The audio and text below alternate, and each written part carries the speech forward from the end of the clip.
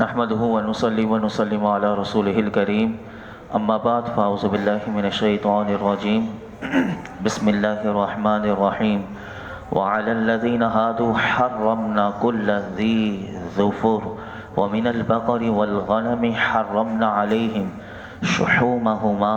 إلا ما حملت ظهورهما أو الحوايا أو ما اختلط بعظم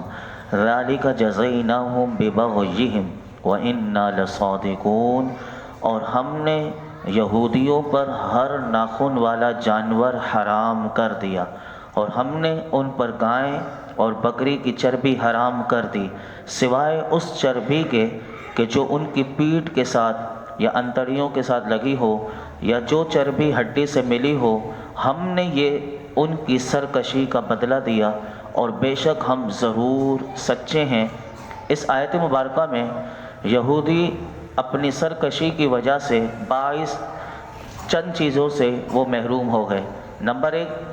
ناخن والا جانور۔ اس سے علماء نے فرمایا کہ یہاں ناخن سے مراد انگلی ہے، خواہ انگلیاں بیچ سے پھٹی ہوں جیسے کتا، درندے، یا نہ پھٹی ہوں بلکہ کھڑ کی صورت میں ہوں، اونٹ، شتر مرغ اور بطخ وغیرہ۔ بعض مفسرین فرماتے ہیں کہ یہاں بطور خاص شتر مرغ، بطخ اور اونٹ مراد ہے جو ان پر حرام کر دیا گیا۔ اسی طرح یہودیوں پر گائے اور بکری کا جو گوشت تھا وہ حلال تھا، لیکن ان کی چربی اس پر حرام تھی۔ البتہ انہیں کہا گیا کہ گائے کی یا بکری کی پیٹھ میں اگر چربی لگی ہو، یا اس کی آنت یا ہڈی میں اگر چربی لگی ہو تو وہ ان کے لیے حلال تھی، اور یہ ان کی سرکشی تھی، ان کی نافرمانیاں تھیں، اس وجہ سے ان پر یہ چیزیں حرام کر دی گئیں۔ لیکن یاد رکھیے کہ ہمارے لیے ہماری شریعت میں گائے کی اور بکری کی چربی ہو، اونٹ ہو، بطخ ہو، شتر مرغ ہو، یہ سب حضور کی امت پر اللہ رب العالمین نے حلال فرمایا، اور اسی پر صحابہ کرام اور تابعین کا اجماع ہے۔ اس سے یہ پتہ چلا کہ گزشتہ شریعتوں میں وہ احکام جو بطور سزا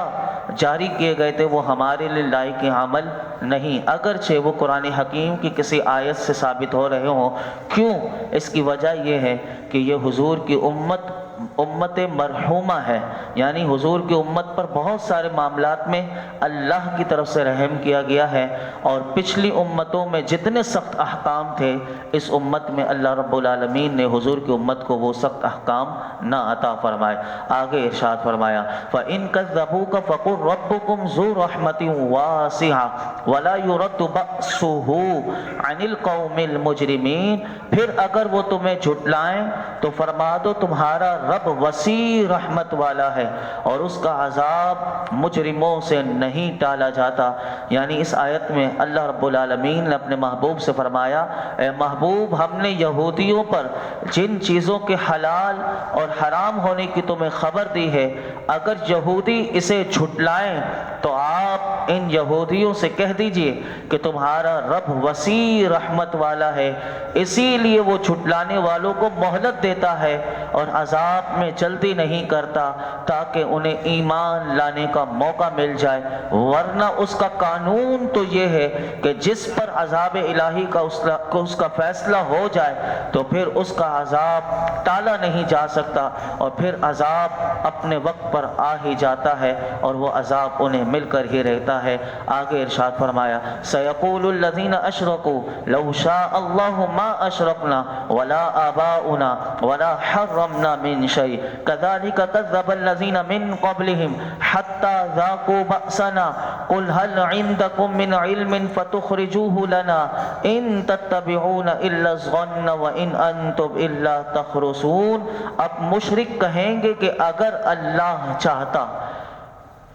تو نہ ہم شرک کرتے، نہ ہمارے باپ دادا، اور نہ ہی ہم کسی چیز کو حرام قرار دیتے۔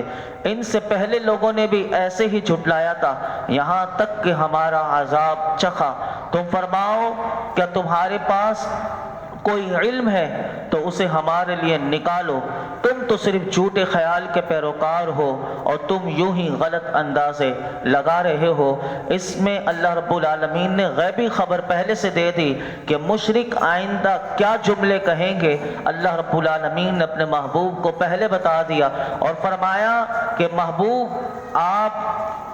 یہ جو مشرکین کے بارے میں پہلے سے خبردار کر کے بتا دیا کہ مشرکین پر جب حجت تمام ہو گئی اور ان کے پاس کوئی دلیل نہ بنی، آپ سن چکے کہ کتنی آیات میں اللہ رب العالمین نے کیسے ان پر حجت قائم کی اور ان کے پاس اب کوئی دلیل نہ تھی، تو پھر وہ اپنی زبان سے یہ کہنے لگے کہ اگر اللہ چاہتا تو ہم نہ شرک کرتے اور نہ ہمارے باپ دادا اور نہ ہی ہم کسی چیز کو حرام قرار دیتے، ہم نے جو کچھ کیا یہ سب اللہ کی مرضی سے ہوا، یہ اس کی دلیل ہے کہ وہ اس سے راضی ہے۔ یعنی یہ مشرکین یہ کہتے تھے کہ ہم جو غلط کام کرتے ہیں اللہ راضی ہے جبھی ہم کر رہے ہیں۔ تو فرمایا کہ اللہ رب العالمین نے ان کا رد کیا اس آیت میں اور فرمایا کہ اگر یہ جو تم کہہ رہے ہو، اگر یہ تمہاری بات درست ہوتی، تمہارا شرک اور حلال کو حرام کرنا، حرام کو حلال کرنے کا یہ رواج سب اللہ کی رضا اور خوشی سے تھا، تو پھر تو ہونا تو یہ چاہیے تھا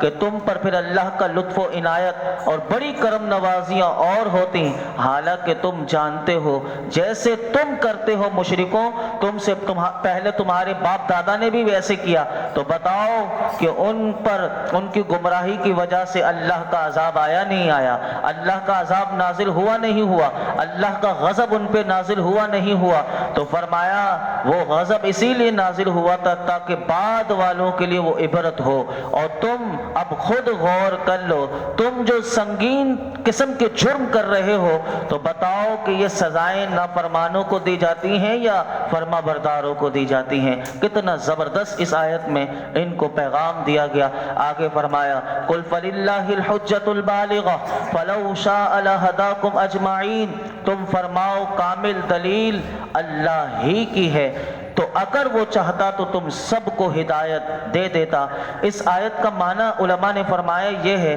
کہ فَلِلَّهِ الْحُجَّةُ الْبَالِغَةُ، یہ کون سی دلیل ہے؟ تو یاد رکھیے علماء کہتے ہیں ایسی دلیل کہ جو تمام تر شکوک و شبہات سے کو جڑ سے اکھاڑ دے، ایسی دلیل صرف اللہ رب العالمین کے پاس ہی ہے۔ اور اس آیت میں تنبیہ ہے کہ اللہ واحد ہے، اس نے رسولوں کو دلائل اور معجزات دے کر بھیجا اور فرمایا ہر مکلف پر اپنے احکام کو لازم کیا، اور ان کو مکلف کرنے کے لیے کافی ہے کہ اللہ رب العالمین نے ان کو کام کرنے یا نہ کرنے کا اختیار دیا، یعنی سب کو با اختیار بنایا۔ اور اللہ کی یہ حکمت ہے، یہ اس کا قانون ہے کہ وہ اپنے بندے کو وہ اختیار دیتا ہے تاکہ وہ اپنے اختیار سے ایمان لے کر آئیں اور اس کے احکام کی تعمیل کریں، اس کی فرما برداری کریں۔ ورنہ اگر وہ چاہتا، وہ تو اس بات پر بھی قادر ہے کہ جبراً سب کو، مسلمانوں کو،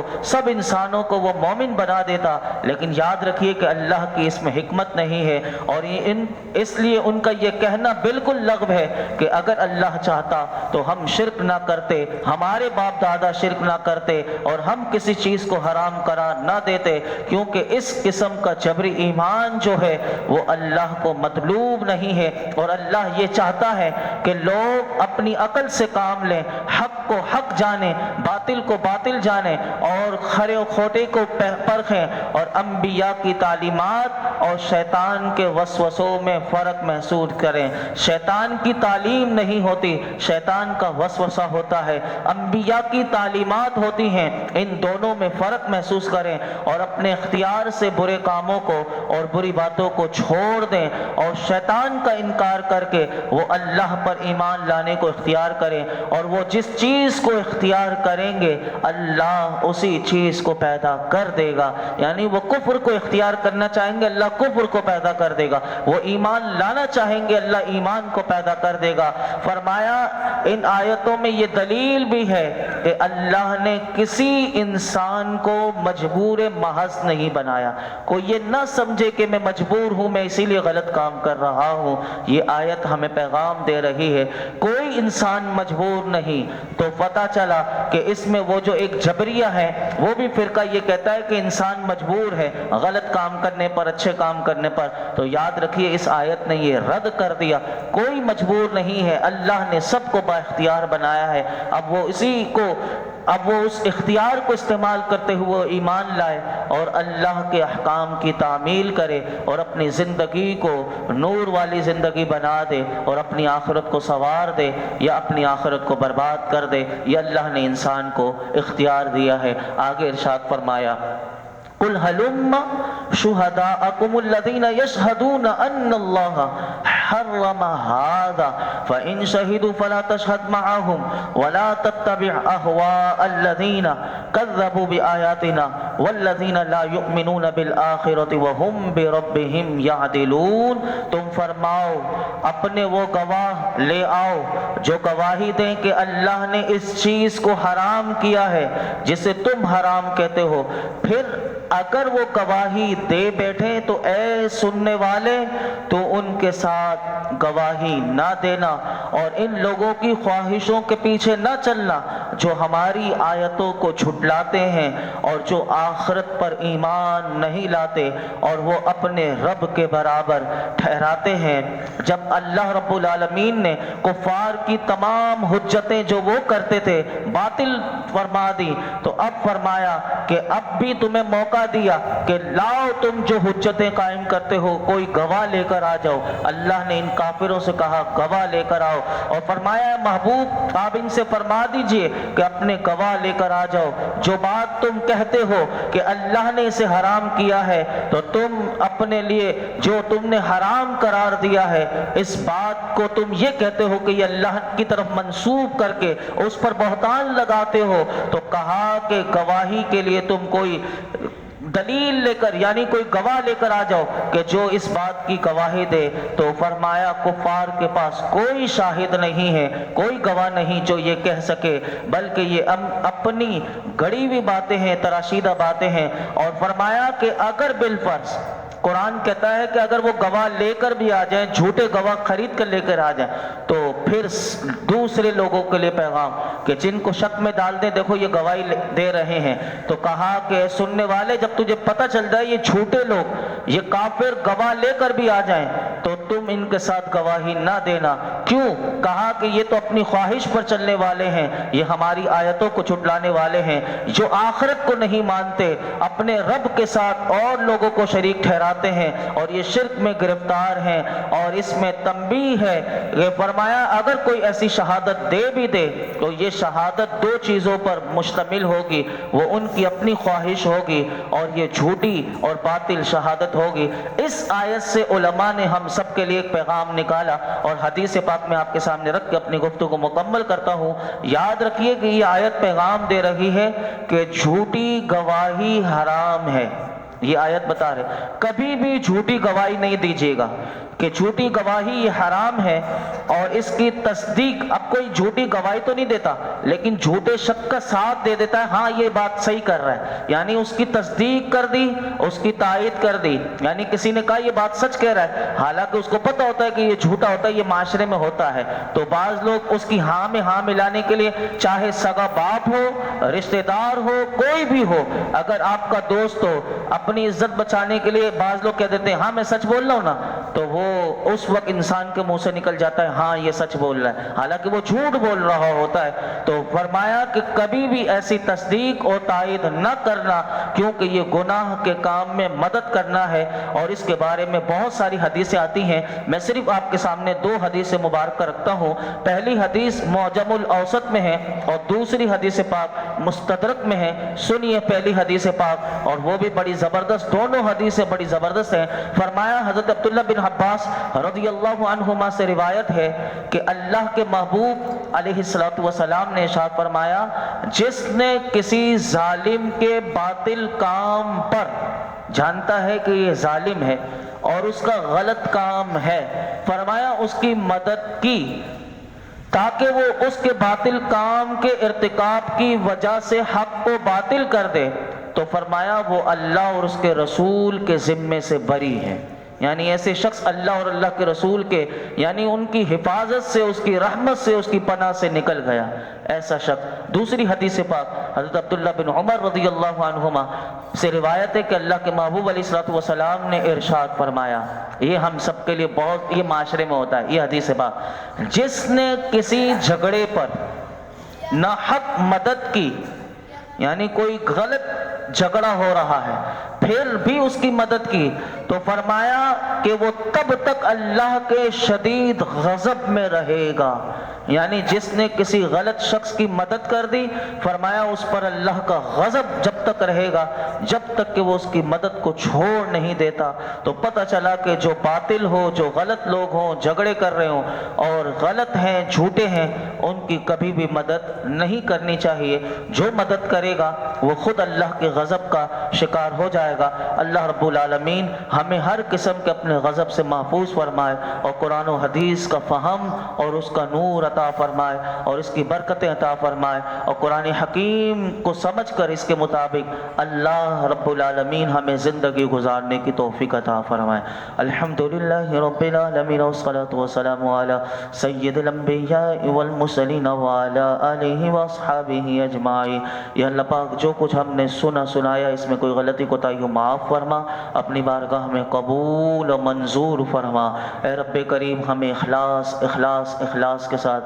للہیت کے ساتھ سیکھنے، سمجھنے، سمجھانے کی توفیق عطا فرما۔ اے اللہ اس میں برکتیں عطا فرما۔ اے اللہ ہمارے لیے سمجھنا سمجھانا آسان کر دے۔ اللہ جس طرح قرآن میں غور و فکر کرنا چاہیے، اس کو سمجھنا چاہیے، سمجھانا چاہیے، پڑھنا چاہیے، پڑھانا چاہیے، یا اللہ وہ سلیقہ، وہ طریقہ، وہ ادب، وہ معرفت، وہ نور ہمیں عطا فرما۔ یا اللہ وہ حق عطا فرما۔ اے رب کریم تو ہم سے راضی ہو جا، ہمارے گناہ معاف کر دے، ہماری بے حساب مغفرت فرما، ہمارے والدین کی مغفرت فرما، ہماری آخرت کو اچھا کر دے، ہماری موت کو اچھا کر دے، ہماری قبر کو اچھا کر دے۔ اللہ تو ہم سے ہمیشہ کے لیے راضی ہو جا، دین و دنیا کی بھلائیاں، عزتیں، نعمتیں، راحت، سکون، برکتیں عطا فرما۔ مولا کریم آج تک جتنی دعائیں کی ہیں آئندہ کریں گے سب دعاؤں کو قبول فرما۔ یہ درس قرآن میں جتنے حاضرین موجود ہیں ان سب کی خالی جھولیوں کو، دامنوں کو مرادوں سے بھر دے۔ وصلی اللہ تعالی علی خیر خلق محمد وعلی آلہ وصحبہ۔